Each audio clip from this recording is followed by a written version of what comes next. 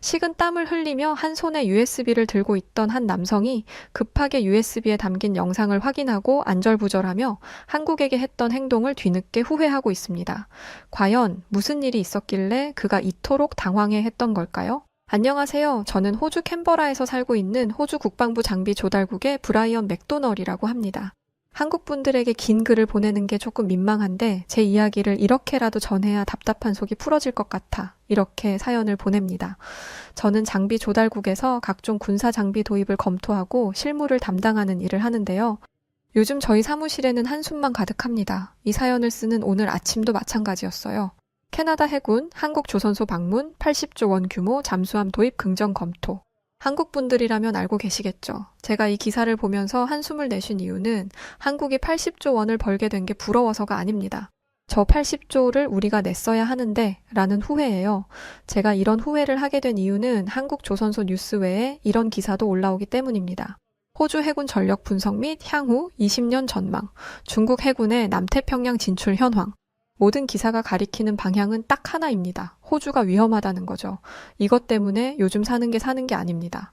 특히 한국이 내민 손을 거절한 것도 모자라서 뒤통수를 시원하게 때려버리고 중국의 말을 철석같이 믿었던 과거에 대한 후회로 잠도 제대로 못 자고 있어요. 대체 어떻게 된 일인지 전말을 알려면 1년 전으로 돌아가야 합니다. 호주와 한국은 다양한 방산 협력을 하던 나라였어요.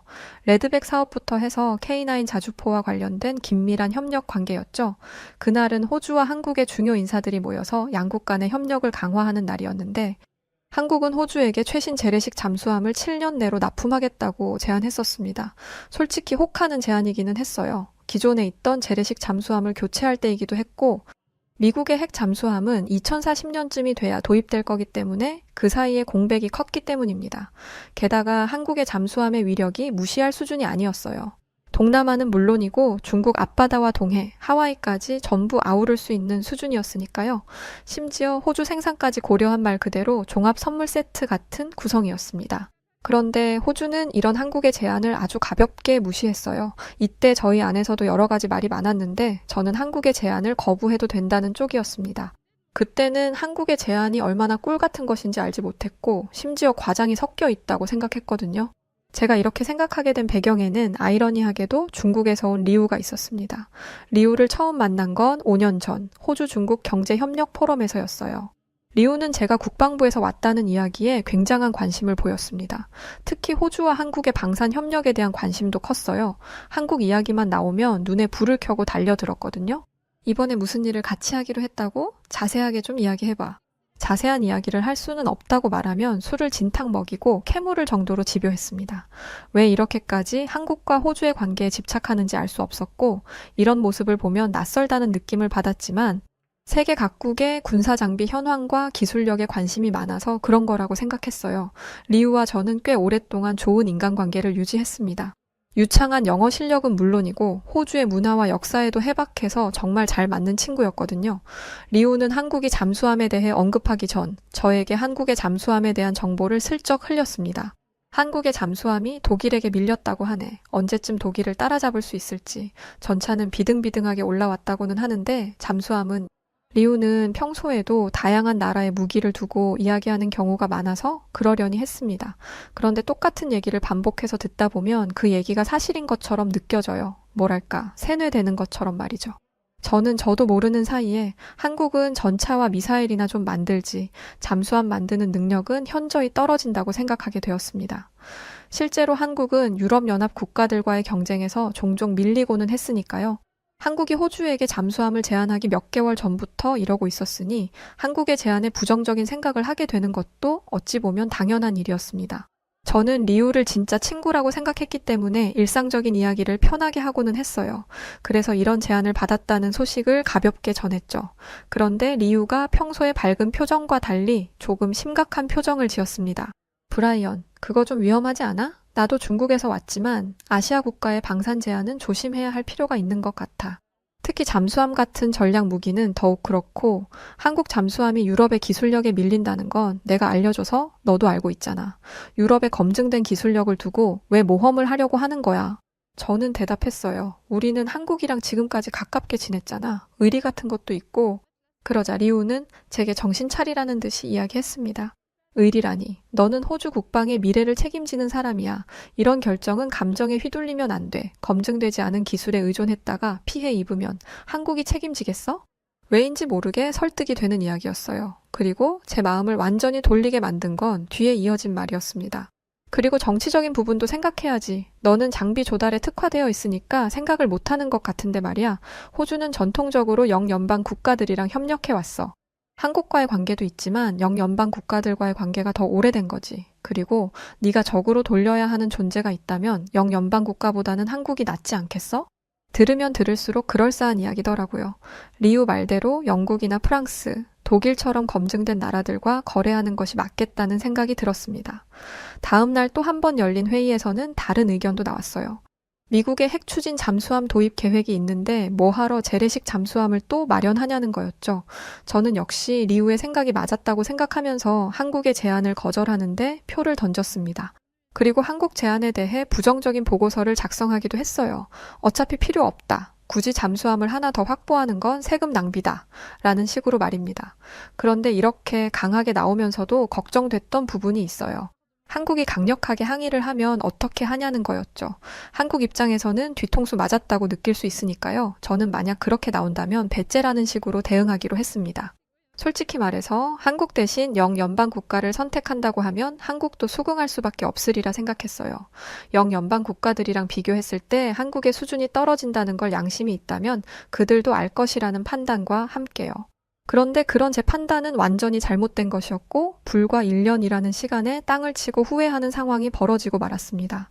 호주의 상황을 잘 모르는 분들을 위해서 설명을 하기에 앞서 이것부터 짚고 넘어갈게요. 리우 그놈은 사기꾼의 배신자 그 자체였습니다. 중국인들은 믿을 게 못 된다는 말을 여러 번 들었었는데 리우는 다를 거라고 생각하며 웃어 넘겼어요. 호주에도 나쁜 놈들 많은데 중국이라고 나쁜 놈 없겠냐. 나쁜 중국인 몇 명 때문에 모든 중국인을 나쁘게 생각하지 말아라. 라고 하면서 말이죠. 이렇게 말할 정도로 믿었던 리우와의 사이가 멀어지게 된 건 리우가 제 연락을 피하면서부터였습니다. 말이 피하는 거지 아예 차단당한 것 같았어요. 그리고 리우와 연락이 되지 않은 시점은 한국과의 거래가 불발된 그 시기였습니다. 처음에는 혹시 무슨 일이라도 있나 싶어서 리우의 집에도 찾아가 봤습니다. 그런데 리우는 이미 이사를 간 지 오래였고 어디로 갔는지도 알 수 없었어요. 전화번호는 바뀌었고 리우가 다닌다는 회사도 껍데기만 있는 유령 회사였죠. 솔직히 이때까지만 해도 리우에게 속았다는 느낌보다는 걱정이 컸습니다. 그러던 중 사무실에 충격적인 소식이 전해졌어요. 중국이 뭘 했다고? 중국이 솔로몬 제도와 안보 협정을 체결했다고 하네요. 순간 등줄기에 땀이 흘러나오는 것이 느껴졌습니다. 솔로몬 제도는 호주 앞바다와 다름없습니다. 그런데 그런 곳과 안보 협정을 체결하다니 만약 그곳에 중국 해군 기지가 건설된다면 중국의 군사시설은 호주의 지척으로 와닿게 됩니다. 한국 분들이라면 대응책을 얼른 세워서 대적할 만한 기지를 세워라 라는 이야기를 해볼 수 있겠죠. 그만한 무기도 있고 기술도 있고 제작도 가능하니까요. 그런데 호주는 아닙니다. 현재 전력에 공백이 있고 이 공백을 메꾸기 위해서 기다렸던 게 미국의 핵 잠수함이었어요. 그런데 문제는 이 핵 잠수함을 받을 수 있는 게 2040년 즈음이라는 겁니다. 방산거래의 특성상 기한을 맞출 거라는 기대도 하지 않아요. 어떻게 기적이 일어나서 2040년에 잠수함을 받는다고 하더라도 지금 현재 전력으로 최소 16년이라는 시간을 버텨야 합니다. 심지어 이때 대만 전쟁을 비롯한 중국의 남하가 시작된다면 호주는 핵 잠수함은 구경도 못할 수 있어요. 여기까지의 내용이 논의가 되자 모든 관계자들의 얼굴이 사색이 됐습니다. 동시에 한국의 거래를 묵사발했던 사람들에 대한 비난이 시작됐죠. 당신들 이거 어떻게 책임질 거야? 그때 한국이 하자는 대로 했으면 7년 안에 잠수함을 받을 수 있었어. 반대 입장에 있던 사람들은 어떻게든 자기 변호를 하려고 했습니다. 7년이라는 기한을 지킬 수 있다는 보장도 없지 않습니까? 그런데 이건 얄짤없는 변명이었어요. 한국이 기한을 지키지 못한 적이 있어? 약속했던 기한보다 빨리 보내면 빨리 보냈지 단 한 번도 늦은 적 없는 사람들이 한국이야. 저도 욕을 먹는 대상이었지만 이 말에는 대꾸할 수가 없었어요. 호주에게 필요한 재래식 디젤 잠수함을 약속한 시기에 납품할 수 있는 나라는 오직 한국뿐이라는 걸 알고 있었기 때문이었죠. 하지만 할 말이 남아 있었습니다. 분명히 한국의 잠수함 제작 능력은 형편없다고 들었으니까요.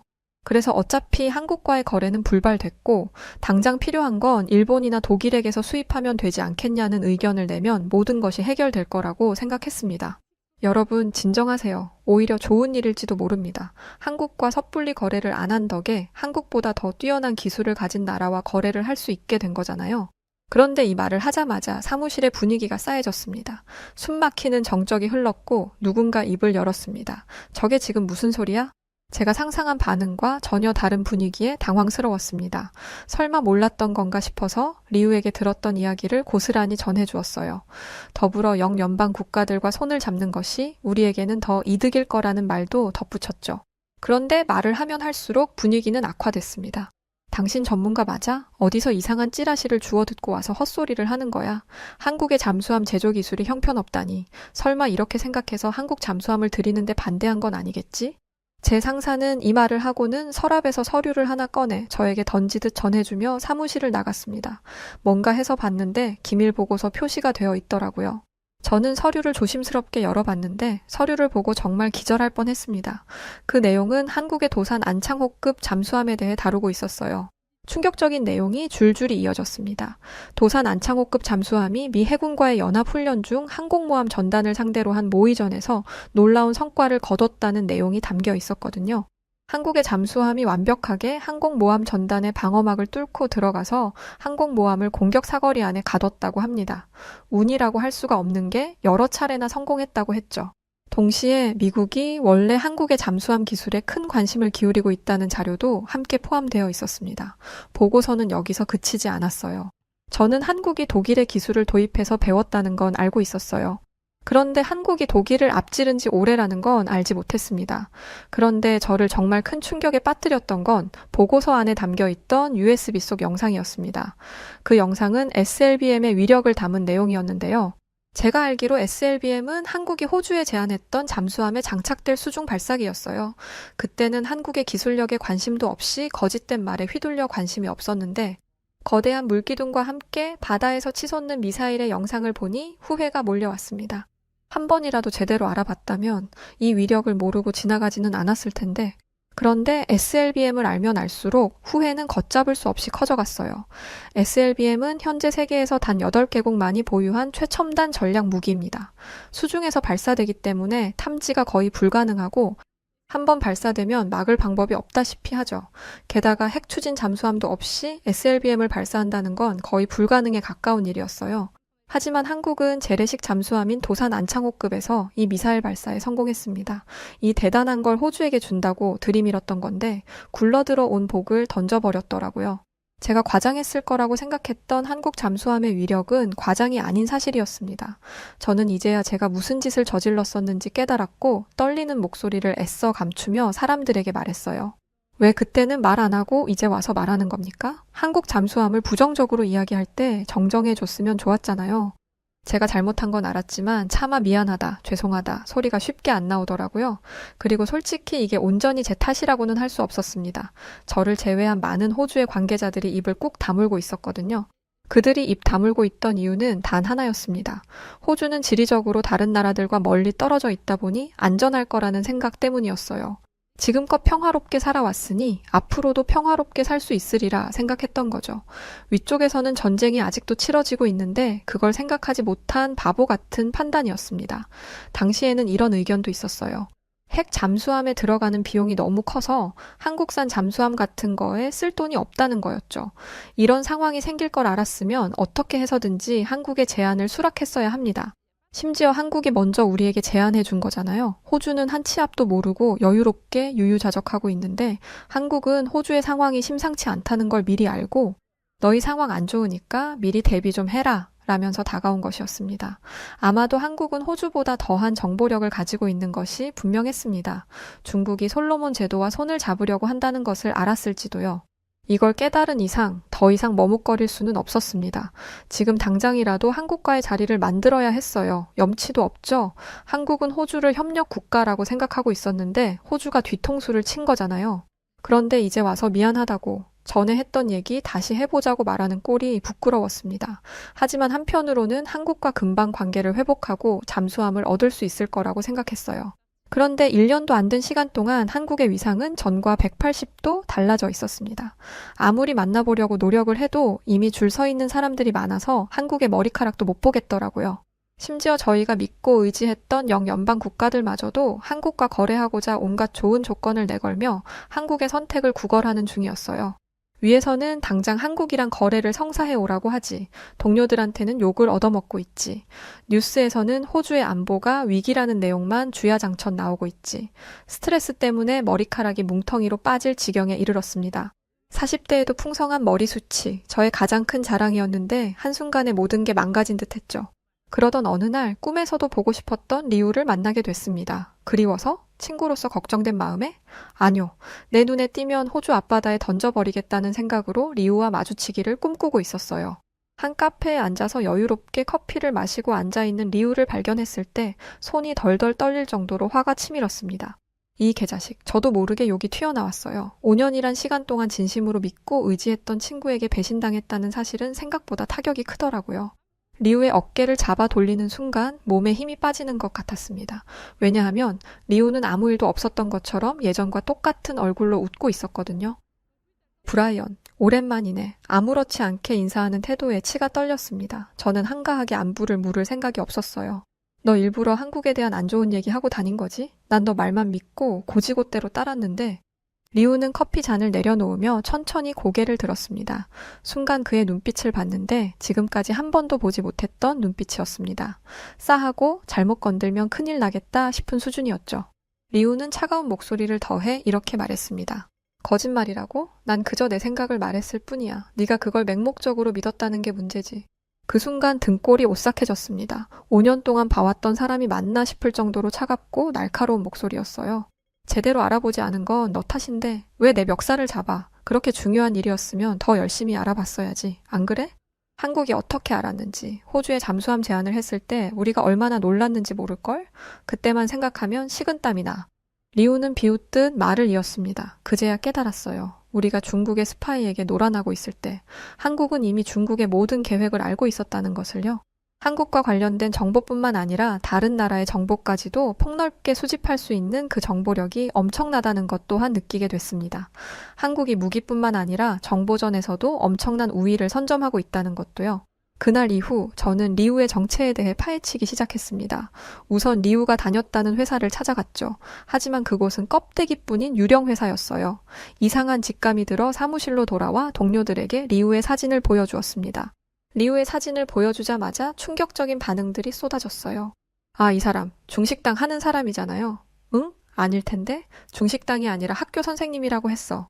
모두가 서로 다른 시기에 다른 장소에서 리우를 만났으며 심지어 모두가 리우를 다르게 기억하고 있었습니다. 그리고 리우에게 똑같이 한국에 대한 부정적인 이야기를 들었죠. 이런, 말도 안 되는 짓에 당하다니 너네가 너무 멍청한 거 아니냐? 라고 생각하실 수도 있습니다만 저를 비롯한 모든 직원들은 엄청난 경쟁률을 뚫고 들어온 사람들입니다. 이런 사람들에게 세뇌와 비슷한 리우는 정말 보통 놈이 아니에요. 어느 정도냐면 리우에게 당한 사람들은 리우를 중국에서 보낸 스파이라고 생각하기까지 했습니다. 하지만 배신감에 휩싸일 시간이 없었습니다. 캐나다의 해군 사령관이 한국에 방한한다는 정보를 입수했거든요. 캐나다는 영연방 국가 중 하나인데 보통 이런 나라들은 같은 영연방 국가나 유럽 위주로 방문하는 게 일반적입니다. 이런 루트를 한 번도 벗어난 적이 없어요. 그런데 갑자기 한국이라니? 캐나다까지 한국에 관심을 가지고 있는 건가? 하며 불안감이 고조됐고 폴란드 역시 한국의 잠수함을 검토하면서 잠수함을 발주할 가능성이 높다고 합니다. 그런데 사실 폴란드가 한국 잠수함을 도입할 거라는 건 기정사실화됐어요. 이번 기회에 알게 된 건데 폴란드는 이미 한국과 60조 8,212억에 달하는 규모의 거래를 마친 상황이었습니다. 한국에서 무기가 도착하는 날 총리가 직접 나와서 환영했다고 하니 폴란드의 한국 무기 사랑은 이미 유명하죠. 그런데 더 큰 문제는 따로 있었습니다. 올해 초 미국의 해군 관계자들이 한국에 이미 방문을 했다는 사실이었어요. 이미 함정 건설에 관한 논의를 하는 상황이었다는 거죠. 심지어 미국 CNN은 세계 최고의 함정은 한국의 세종대왕함이라는 기사를 올렸는데 이건 한국과 미국의 거래가 이루어질 수밖에 없다는 증거이기도 합니다. 한국과 연합훈련을 하면서 한국 잠수함의 위력을 직접 보기도 했습니다. 한국과의 만남이 뜻대로 되지 않자 제가 향한 곳은 레드백 사업을 함께 했던 한국 방산업체의 호주 지사였습니다. 다행히 이번에는 얼굴은 볼 수 있었어요. 그는 제가 왜 왔는지 알고 있는 모양이었습니다. 저는 무겁게 이야기를 꺼냈어요. 지사장님, 본론부터 말할게요. 전에 호주에게 제안했던 거 아직 유효한가요? 아니나 다를까 지사장님은 거절을 표했습니다. 미안합니다. 호주에서 제안을 거절한 후로 너무 많은 수주가 들어와서 말씀하신 건 진행하기 어려울 것 같군요. 이렇게 대놓고 거절을 당하니 대뜸 눈물이 나왔어요. 저는 울면서 지사장님에게 하소연을 하기 시작했습니다. 정말 너무 후회가 됩니다. 왜 그때 남의 말만 믿고 한국을 무시했었는지, 그리고 왜 호주는 아무 일 없이 안전할 거라고 여유를 부렸는지도 후회돼요. 그리고 마음속 깊이 있던 속마음도 꺼냈죠. 인정하기 싫었는데 한국이 너무 부럽습니다. 우리는 독자적으로 무기를 생산하는 것조차 어려운데 한국은 자국에서 쓸 것을 생산하는 걸 넘어 수출까지 하고 있는 거잖아요. 게다가 독일의 기술을 따라 했던 과거에서 이젠 독일보다 월등한 기술을 가지게 됐고요. 대체 왜 우리는 그러지 못했을까? 왜 한국만 다른 걸까? 계속 생각했습니다. 지사장님은 이렇게 대답했어요. 한국에게 어떤 역사가 있는지 잘 알고 계실 거라고 생각합니다. 한국은 소총 하나 제 손으로 못 만드는 나라였어요. 소총, 총알, 그 어떤 것도 만들지 못했고 한국 전쟁 때는 탱크가 없어서 중국, 북한에게 속절없이 밀렸죠. 그때 한국이 얼마나 처참했는지 아십니까? 그 기억이 있기 때문에 밤새도록 연구하고 실험했던 거예요. 아직도 한국의 연구실에는 불이 안 꺼집니다. 그에 반해 호주는 한국과 같은 역사가 없죠. 그래서 평화에 익숙해졌던 게 아닌가 싶습니다. 그런데 브라이언, 이건 호주만의 문제가 아니라 전 세계적인 현상이에요. 러시아를 지척에 둔 유럽 국가들마저 여유를 부리다가 이제야 한국에 손을 벌리는 상황이거든요. 게다가 프랑스는 나토 안에서 해결할 수 있다고 자신하더니 남몰래 한국에 연락을 해오기도 했습니다. 이게 현재 상황이에요. 위로가 될지는 모르겠지만 호주만 그런 게 아니라는 걸 말씀드리고 싶어요. 부끄러운 상황이기는 하지만 왜인지 위로가 되더라고요. 그런데 이 말을 듣다 보니 한국을 향한 존경심은 사그라들고 무섭다는 생각이 들기 시작했습니다. 미국은 전쟁에 탄피를 지원하느라 창고가 텅텅 비었고 그 창고를 채우기 위해 한국으로부터 155mm 포탄을 수십만 발이나 대여했다고 합니다. 오랜 기간 끝에 겨우 생산해서 넘긴 게 아니라 그냥 있던 걸 준 거라는 게 더 무서운 부분이에요. 한국은 현재 전쟁 중인 국가이기 때문에 항상 전시 상황을 대비해야 합니다. 즉 쓰고도 남을 분량의 포탄과 무기를 마련해둬야 한다는 거죠. 그런 상황인데 수십만 발의 포탄을 떡하니 내놓았다? 대체 얼마만큼의 포탄을 생산했으며 얼마나 빠르게 생산이 가능하다는 건지 감도 잡히지 않습니다. 심지어 전 세계가 아시아의 작은 나라인 한국의 무기에 미쳐서 K9 하나라도 얻고자 혈안이 된 상황이에요. 한 나라가 전 세계의 방산 시장을 주무르다니 대체 어디까지 성장할지 무서울 정도입니다. 현재 호주는 한국과의 거래를 할 수 있기를 간절히 바라고 있습니다. 하지만 시간이 지날수록 힘들 거라는 게 느껴져요. 트럼프의 대통령 당선이 확실시되면서 트럼프가 60조 원을 한국 잠수함에 투자할 거라는 정보를 입수했거든요. 영연방 국가의 주축이 되는 미국이 한국을 선택했다고 하는데 앞으로도 경쟁은 더 심해지겠죠. 그래서 아쉬운 대로 일본을 주시하고 있는데 한국과 협력 관계였다 보니 아무리 봐도 부족한 것 투성이에요.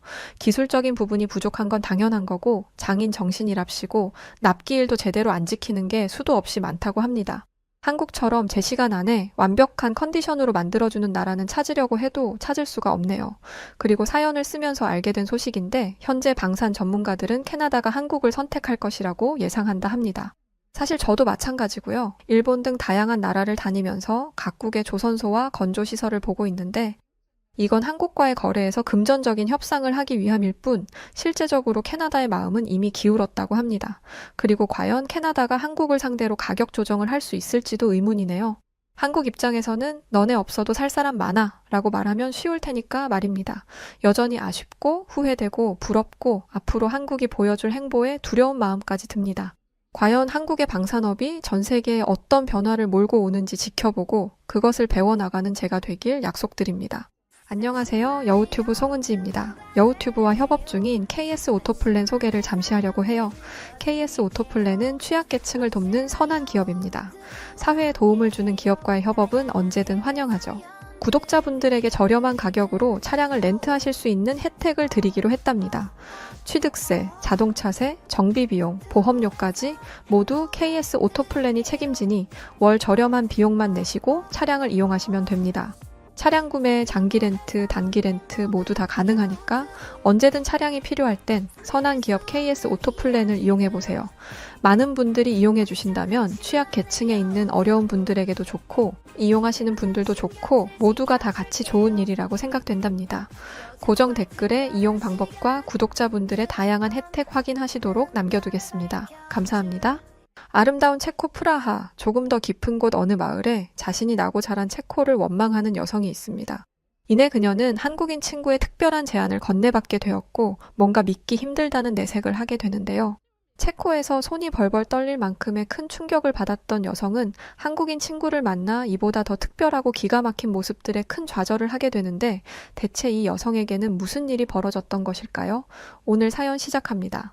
안녕하세요. 저는 아비게일 노바코바라고 합니다. 저는 태어나서 지금까지 쭉 체코의 프라하에서 살아왔어요.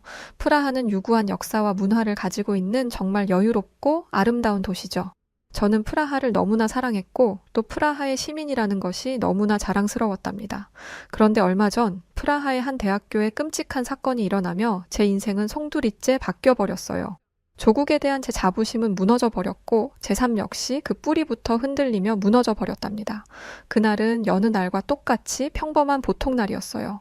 저는 체코의 명문대에 다니는 친구를 만나기로 했고 약속 장소인 카를교에서 그 친구가 오기를 기다리고 있었어요. 그런데 약속 시간이 한참이 지났는데도 친구는 나타나지 않았습니다. 이상함을 느끼던 순간 주변에서 사람들이 휴대폰을 보며 웅성거리기 시작했고 그때 어떤 불길한 예감이 저를 스쳐가더군요. 그리고 잠시 후 그 불길함은 현실이 되었죠. 한 미치광이가 체코의 명문대 한복판에서 사상 최악의 총기 난사 사건을 벌인 것입니다. 이 사건으로 인해 39명의 사상자가 발생했고 안타깝게도 그 중에는 제 친구도 있었죠. 친구의 소식을 들은 뒤 저는 손이 벌벌 떨리고 숨조차 제대로 쉬지 못할 정도로 큰 충격을 받았어요. 이런 끔찍한 일이 벌어졌다는 사실이 도무지 믿어지지가 않았습니다. 게다가 이 사건은 사전에 충분히 막을 수 있었다는 점에서 더 큰 안타까움을 느끼게 했어요. 크게 두 가지 아쉬운 점이 있는데 하나는 체코 경찰의 허술한 대처입니다. 체코 경찰은 대학생들을 안전하지 않은 엉뚱한 곳으로 대피시키며 인명피해를 키웠고 범행 장면을 소셜미디어에 필터 없이 그대로 퍼지게 두어 2차 피해를 확산시켰죠. 다른 아쉬운 점은 체코의 총기 규제가 너무 느슨하고 허술하다는 것입니다. 체코는 전체 인구 약 1000만 명 중 30만 명 이상이 총기 허가증을 보유하고 있어요. 문제는 총기 면허를 취득할 때 범죄 기록을 제출할 필요가 없다는 것이죠.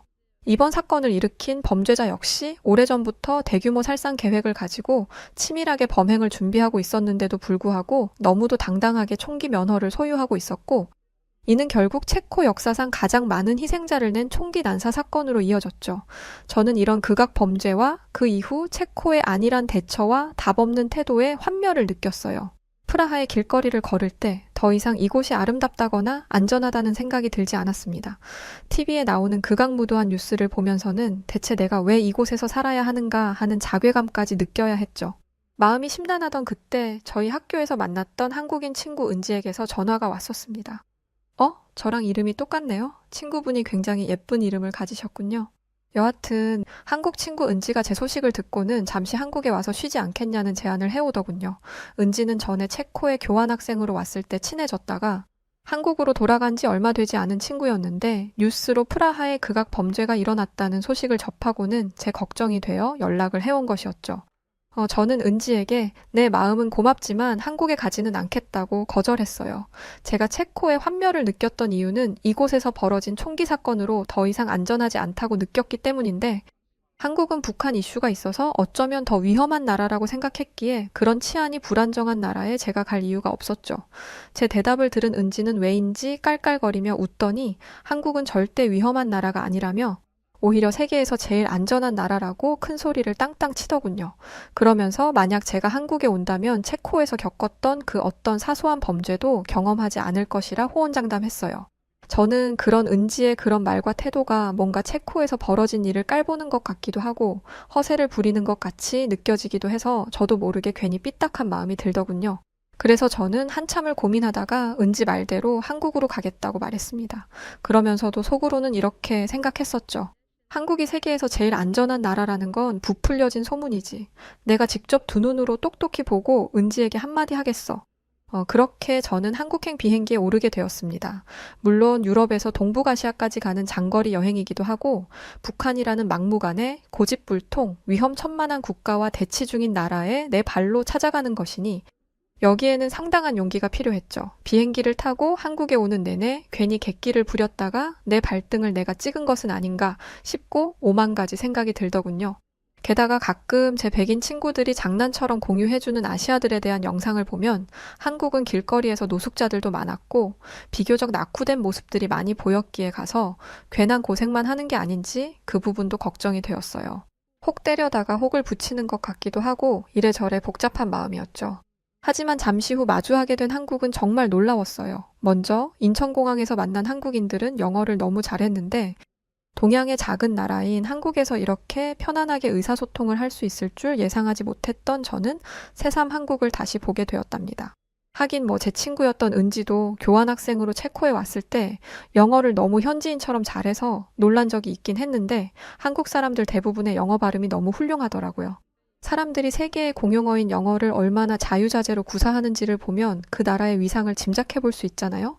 저는 원어민처럼 자유롭게 영어를 구사하는 한국인들을 보며 한국의 세계적인 입지를 느낄 수 있었고 내가 잘 알아보지도 않고 한국을 잘못 알고 있던 것일 수도 있겠다 하는 생각과 동시에 한국을 위험하고 척박한 국가라 착각하며 경계한 제가 바보같이 느껴졌답니다.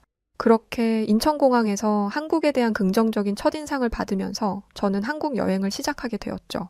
이렇게 세련된 매너를 갖춘 나라라면 이곳에서 지내는 동안 좋은 일들만 생길 것 같아서 저는 설레는 마음을 안고 첫 발을 떼었답니다. 그리고 인천공항을 나선 순간 저는 또 다른 충격을 받게 되었어요. 왜냐하면 한국의 길거리 공기가 너무 쾌적하고 청명했거든요. 물론 그것은 한국의 자연 환경이 좋은 탓도 있었지만 길거리에서 흡연을 하는 사람이 없는 탓이 컸습니다. 자세히 보니 한국의 길거리에는 곳곳에 흡연 부스가 설치되어 있었고 사람들이 꼭 그 장소에서만 흡연을 하고 있더군요. 그래서 길을 걸어 다니며 흡연을 하는 사람을 찾아볼 수 없던 것이었어요. 그 모습을 보는데 제가 얼마나 놀라고 부러웠는지 아세요? 체코는 물론 유럽 어디를 가도 이런 모습은 절대 기대할 수 없는 거거든요.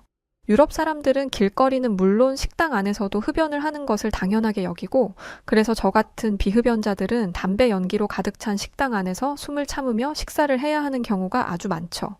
그런데 한국은 비흡연자들에게 상상해보지도 못한 신세계를 보여주더군요.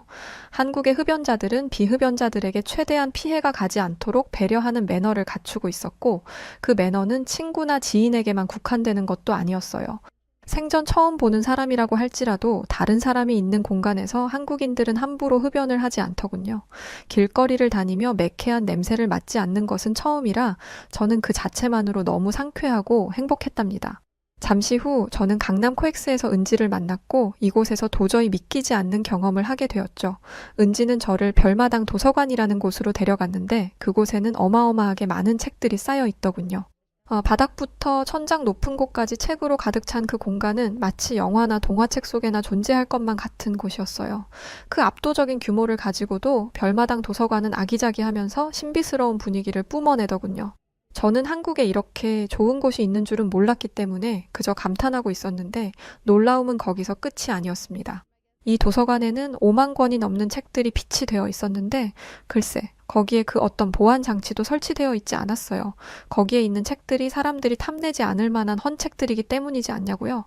전혀요. 별마당 도서관에는 세계적으로 유명한 작가들이 쓴 베스트셀러 작품들은 물론 최근에 발매된 신간, 만화책, 두꺼운 양장본까지 그야말로 없는 게 없었어요. 그런데도 한국인들은 책을 훔치기는커녕 서로 책을 먼저 보겠다고 싸우지도 않더라고요. 별마당 도서관에는 그렇게나 많은 사람들이 있었음에도 불구하고 책장 넘기는 소리만이 들릴 뿐이었어요. 저는 훌륭한 매너를 갖춘 한국인들을 보며 만약 이런 시설이 유럽 한복판에 있으면 어떤 일이 벌어질까 생각해 보았답니다. 아마 채 1시간도 되지 않아서 도둑들이 감나가는 책을 죄다 훔쳐가고 말았을 거예요. 유럽에는 소매치기 같은 경범죄가 워낙 판을 치고 있으니까요. 아무리 생각해도 이상했던 저는 은지에게 한국인들은 책을 별로 안 좋아해서 책이 탐나지 않으니까 이것들을 훔쳐가지 않는 것인지 물어보았죠. 그러자 은지는 제 말이 웃겼는지 배꼽을 잡고 웃더니 이렇게 말하더군요. 한국인들은 원래 자신의 물건이 아니면 건드리면 안 된다는 도덕의식이 강해. 그건 처벌이 무서워서도 아니고 남의 시선이 신경 쓰여서 그런 것도 아니야. 그냥 기본적으로 한국인들의 도덕 기준이 높다고 생각하면 돼. 아마 네가 여기에 네 가방을 둔 다음에 1시간 뒤에 찾으러 와도 그 자리에 그대로 있을걸? 저는 은지의 말을 듣고도 믿을 수 없었어요. 세상에 아무리 착한 사람들이 모여서 사는 나라라고 해도 그런 나라가 존재할 리 없지라고 여기며 저는 은지가 괜히 허풍을 치는 거라고 생각했죠. 그렇게 별마당 도서관 구경을 마친 뒤 은지는 잠시 볼일을 보러 가야 해서 저는 오후에는 혼자서 관광을 하기로 했어요. 제가 한국의 전통 문화를 체험해보고 싶다고 하자 은지는 제게 인사동에 가볼 것을 추천해 주었죠. 그렇게 저는 지하철을 타고 인사동으로 가게 되었습니다. 처음에 은지가 지하철을 타고 가라고 했을 때 저는 내심 걱정이 되었어요. 저는 한국어도 못할 뿐더러 한국의 지하철 노선도 아예 모르고 뭔가 지하철이라는 교통수단은 치안적인 면에서 위험할지도 모른다는 선입견을 갖게 하니까요. 하지만 막상 경험해본 한국의 지하철은 제가 가지고 있던 편견을 완전히 박살내버렸답니다. 우선 승강 장소로 이동하기까지 영어 표지판이 적당한 거리마다 보기 좋게 설치되어 있어서 외국인인 저도 누구의 도움 없이 혼자 다니기에 아주 좋더라고요. 또 좋았던 것은 한국의 지하철역에 에스컬레이터와 엘리베이터가 많이 설치되어 있다는 것이었는데 사실 유럽의 지하철역에는 엘리베이터는 물론 에스컬레이터도 잘 없거든요. 그래서 계단을 오르락 내리락 하는 것이 아주 고역인데 한국은 지하철역마다 어김없이 이런 인프라가 잘 갖춰져 있어서 걸어서 이동을 하는데 아무 부담이 없었답니다.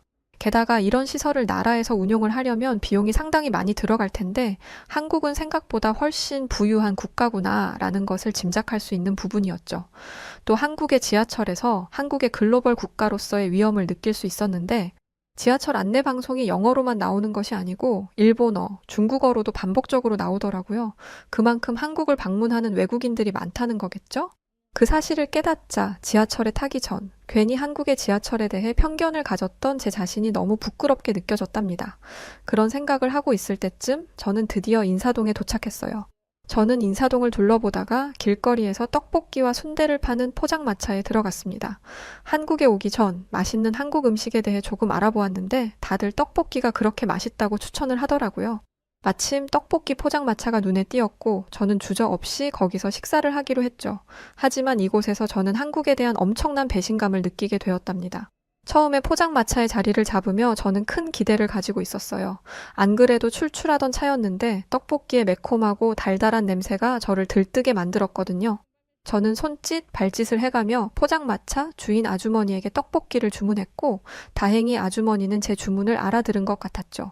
그렇게 떡볶이가 나오기를 기다리는데 웬걸, 아주머니는 제가 주문한 떡볶이는 주시지 않고 종이컵에 오뎅 국물을 담아서 제게 건네는 게 아니겠어요? 저는 두 손을 저으며 이것은 제가 주문한 음식이 아니라는 의사표시를 했죠. 하지만 주인 아주머니는 제 의사를 무시하고 그냥 마음대로 제 앞에 그 오뎅 국물이 든 종이컵을 내려놓아 버렸어요. 그 순간 저는 이 아주머니가 내가 외국인이라고 내가 주문하지 않은 오뎅 국물값까지 바가지를 씌우려고 하는구나 라는 생각이 들며 기분이 나빠졌죠.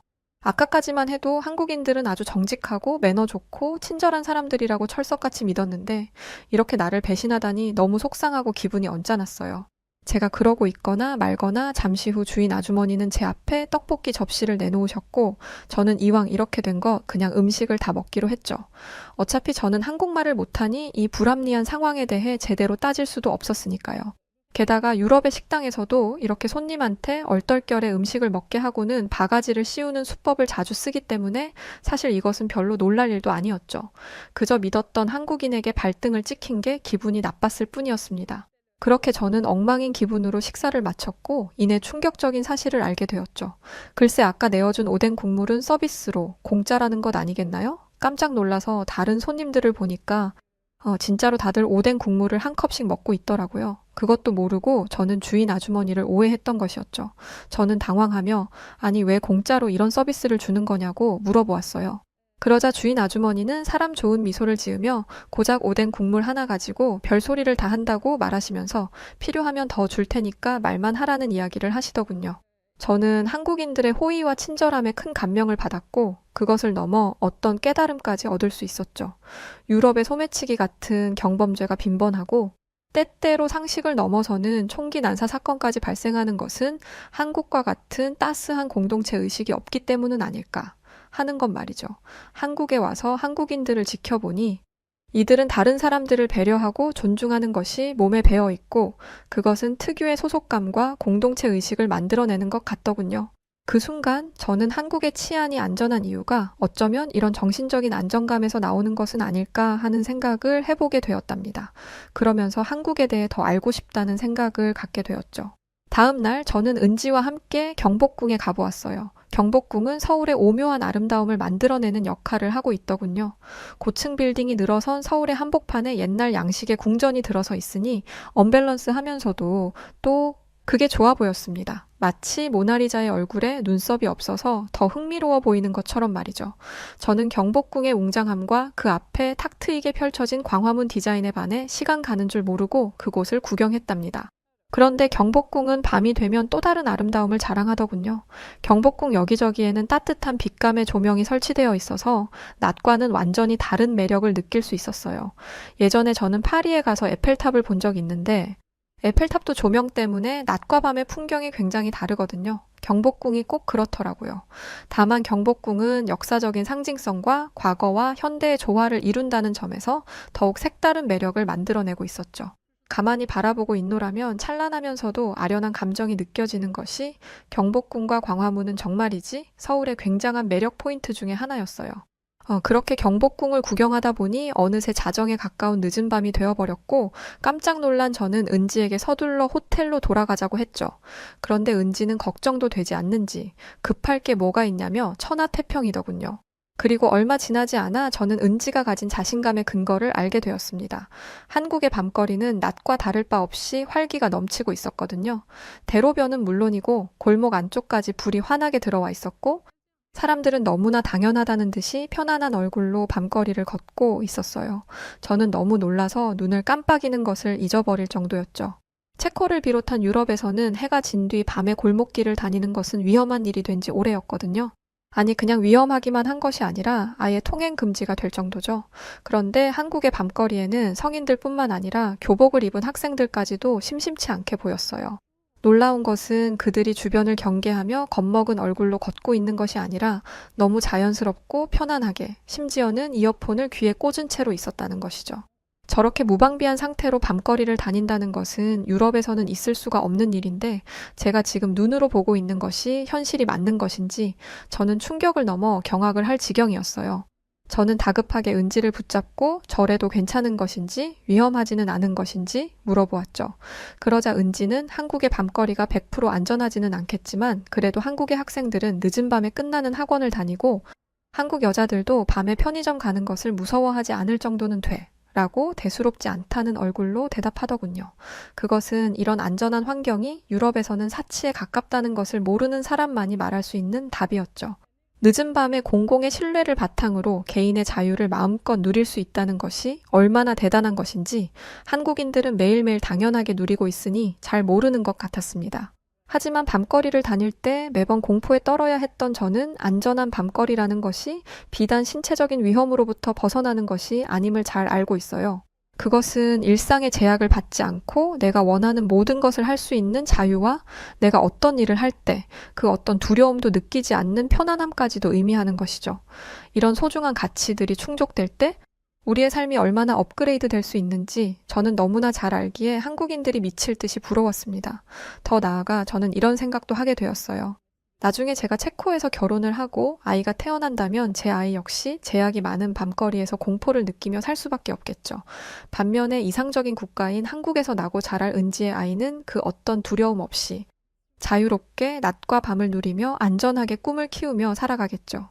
생각이 거기까지 미치자 저는 한국이야말로 전 세계가 롤모델로 삼고 닮아가야 하는 평화로운 선진국이라는 것을 깨닫게 되었답니다.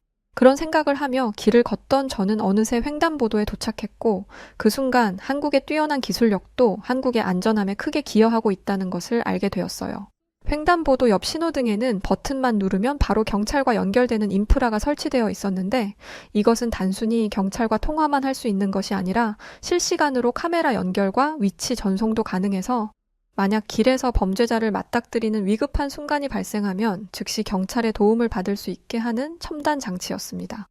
게다가 한국은 만약 시민이 이런 장치를 누르면 5분 안에 경찰이 현장에 출동할 수 있도록 선진 치안 시스템을 도입하고 있다고 하더군요. 제가 이런 대단한 인프라를 보며 감탄하고 있자 은지는 이런 설명을 덧붙여 주었습니다. 한국인은 신속함과 효율성을 매우 중요하게 여겨. 그래서 그런지 경찰들도 신속하게 출동하고 만약 사건이 발생하면 단 1분 1초라도 시간을 허투루 쓰지 않고 효율적으로 수사를 하지. 그런 요소들도 나라를 안전하게 만드는데 중요하게 작용하는 것 같아. 은지의 이야기를 들으며 저는 만약 한국의 뛰어난 기술력과 시스템이 프라하에 적용된다면 어땠을까 하는 가정을 해보았습니다. 그렇다면 프라하의 시민들은 아마 더 안전해지고 조금 더 국가로부터 보살핌을 받는다는 느낌을 받을 수 있을 텐데 하는 아쉬움과 함께 어쩌면 제 친구에게 일어났던 그 끔찍한 비극도 막을 수 있었을지 모른다는 생각이 들며 저는 눈시울이 붉어졌답니다. 제가 눈물을 흘리기 시작하자 깜짝 놀란 은지는 잠깐 어디 좀 앉아있다가 가자며 저를 근처에 있는 카페로 데리고 갔어요. 저는 이렇게 늦게까지 하는 카페가 있나 했지만 곧 이곳은 한국이지 하고 납득했죠. 그런데 그것도 잠시 카페에 들어선 순간 저는 경악을 하게 되었답니다. 왜냐하면 카페의 사장도 직원도 심지어 아르바이트생도 없었거든요. 그런데도 카페 안에는 향기로운 커피 향이 가득했어요. 어떻게 된 일인지 보니 이 카페는 무인으로 운영되는 카페였어요. 키오스크에 주문을 넣으면 커피 머신이 알아서 커피를 내려주는 시스템이었죠. 사람은 그저 카드나 휴대폰으로 결제만 하면 끝이었어요. 어제와 오늘 한국인들이 생활하는 모습을 보니 한국은 결제 시스템이 거의 다 디지털화되어 있더라고요. 번거롭게 지갑을 들고 다닐 필요 없이 최첨단 시스템을 이용해 간편하게 결제를 하는 한국인들을 보고 있으니 아직도 동전과 지폐를 사용하는 우리 유럽인들이 뭔가 상당히 뒤떨어지는 것처럼 느껴지더군요. 비교하자면 한국인들은 미래 도시에 살고 유럽인들은 원시 시대에 사는 기분이랄까? 100년 전만 해도 백인들이 선진 문명으로 아시아를 훌쩍 앞서 나갔었는데 대체 언제 이렇게 입장이 뒤바뀐 걸까 싶은 생각에 묘한 기분이 들었죠. 그렇게 카페를 둘러보던 중 흥미로운 점을 발견했는데 이곳이 한국인들의 양심적인 면을 적나라하게 보여준다는 것이었어요. 이곳에는 작게는 가게에 놓인 인테리어 소품이나 빨대, 설탕부터 크게는 의자나 테이블까지 손님들이 마음만 먹으면 도둑질을 할 수 있는 물건들이 상당히 많았죠. 하지만 이 카페는 주인이 상주하고 있지 않은 만큼 가게의 운영을 전적으로 손님의 양심에 맡겨야 했는데 한국인들은 별마당 도서관에서와 마찬가지로 무인 카페의 물건을 조금도 탐내지 않았답니다. 그 누구도 그들을 감시하고 있지 않았는데도 말이죠. 만약 이런 카페가 소매치기들이 득실거리는 유럽 한복판이나 한국과 가까운 나라인 중국에 세워졌다면 어떤 일이 벌어졌을까요? 장담하건대 한국인들과 같은 높은 시민의식을 기대할 수는 없을 겁니다. 사실 최근 전 세계적으로 높아지는 인건비를 고려하면 이런 무인 가게들이 들어서는 것이 소비자들 입장에서 나쁠 것은 없을 거예요. 무인으로 운영되면 24시간 운영이 가능하고 또 인건비가 없으니 그만큼 물건값도 저렴해질 수 있겠죠. 이런 장점에도 불구하고 전 세계의 무인 가게들이 들어서지 못하는 이유는 기술력의 시민의식이 부합하지 못하기 때문일 것입니다. 반면에 한국은 모범적인 시민의식이 기술력을 든든하게 뒷받침해주고 있으니 무인 가게들이 운영될 수 있는 거겠죠. 한국인들의 훌륭한 시민의식을 발판으로 한국의 기술과 그 기술로 만들어낸 차원이 우수한 선진 사회에서 빠르게 더 발전해 나갈 것이고 그 열매를 한국인들이 온전히 누리게 될 테니 너무너무 부러운 마음이 들었답니다. 알고 보니 그 기반은 한국의 뿌리에 있었더군요. 얼마 전 저는 은지에게 한국의 반만 년 동안 이어져 온 역사에 대해 들었는데 유럽이나 미국에 비해 땅의 크기도 작고 인구 수도 적은 나라가 어떻게 그렇게 대단하고 찬란한 역사를 가지고 있는 것인지 입이 다물어지지 않을 정도더군요. 그 중에서도 제일 인상적이었던 부분은 한국이 여러 심각한 위기에도 불구하고 불굴의 의지와 끈기로 그 시간들을 빠른 시간 내에 이겨냈다는 것이었어요. 특히 한국은 근대 시기에 몇십 년 동안이나 일본에게 나라를 완전히 빼앗겼었고 그 뒤에 바로 이어진 한국 전쟁으로 국가가 초토화되었다고 하죠. 그때 당시 전 세계인들은 폐허가 되어버린 한국을 보며 한국이 다시는 재기하지 못할 거라고 입을 모아 이야기했다고 합니다. 하지만 한국인들은 보란듯이 꺾인 날개를 펼치고 저 하늘 높은 곳까지 날아올랐고 현재 모든 이들이 우러러보는 위치에 올라섰죠. 심지어 한국은 타국에 비해 불리하고 열악한 조건과 환경을 가지고 있었는데도 말이에요.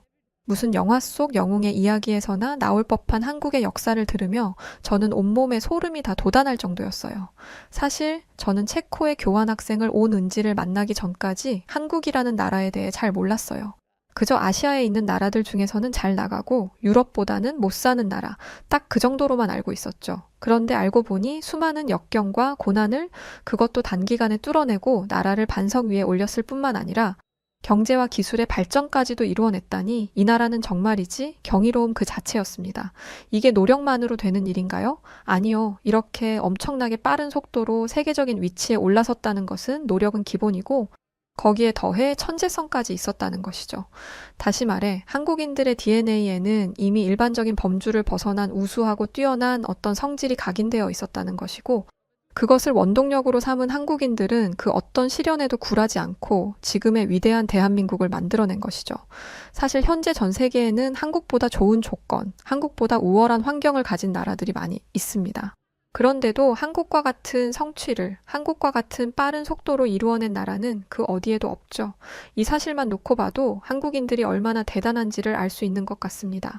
사실 한국에 와서 한국에 대해 자세히 알게 되기 전까지만 해도 저는 제가 체코 출신이라는 것이 무척 자랑스러웠어요. 부모님이 물려주신 새하얀 피부와 아름다운 금발, 커다란 체코의 영토까지 저는 살면서 제가 한국을 부러워하게 될 거라고는 생각해 본 적도 없었어요. 그런데 이렇게 한국에 와서 보니 제가 얼마나 작은 세상 속에 갇혀 살고 있었는지, 세상이 얼마나 넓고 커다란지 비로소 알게 되었네요. 그래서 저는 이제 한국이라는 진정한 선진국을 목표로 삼고 새 출발을 하기로 했어요. 체코에서 겪었던 끔찍한 트라우마를 떨쳐내고 위대한 나라, 한국에서 안전하고 평화로운 삶을 살아갈 거랍니다. 그래서 저는 이제 한국이라는 진정한 선진국을 목표로 삼고 새 출발을 하기로 했어요. 사고를 당한 친구를 위해서라도 최선을 다해 살아갈 것입니다. 저의 한국인 친구 은지와는 종종 영상통화하면서 안부 전하며 지내고 있는데요. 최근 은지가 자신이 하고 있는 일이 마무리되는 대로 저를 보기 위해서 다시 체코로 여행을 온다는 이야기를 들었어요. 은지가 오면 한국처럼 멋들어진 최첨단화된 건물 양식이나 기술을 보여줄 수는 없겠지만 그럼에도 누구보다 즐거운 시간을 보내고 갈 수 있도록 저 역시 은지가 보여준 것처럼 잘 안내해 볼 생각입니다. 그리고 참 요즘 한국어도 공부하고 있는데 쉽지 않아요. 많이 어렵습니다. 그래도 잘 한번 해볼게요. 한국에서 좋은 경험 할 수 있게 해주셔서 고맙습니다. 네, 오늘 사연은 여기까지입니다. 저도 그 뉴스를 본 것 같아요. 체코에서 발생했던 총기 난사 사건. 근데 친구분이 피해자시라니 정말 마음이 힘드셨겠습니다. 늦었지만 삼가 고인의 명복을 빕니다. 그리고 아주 예쁜 이름을 가진 한국 친구분을 두셨네요. 은지라니까 말이죠. 사연 보내주신 아비게일 노바코바씨 고맙습니다. 오늘 사연 어떻게 들으셨나요? 오늘 사연이 재미있으셨다면 구독, 좋아요, 알림 설정 부탁드립니다. 그리고 지금까지 저는 사연을 읽어드리는 여우튜브 송은지였고요. 그럼 더 재밌고 유쾌한 사연으로 다시 인사드릴게요. 영상 끝까지 시청해주신 모든 분들 고맙습니다. 그리고 우리 구독자분들 감사합니다. 사랑합니다. 당신만의 여우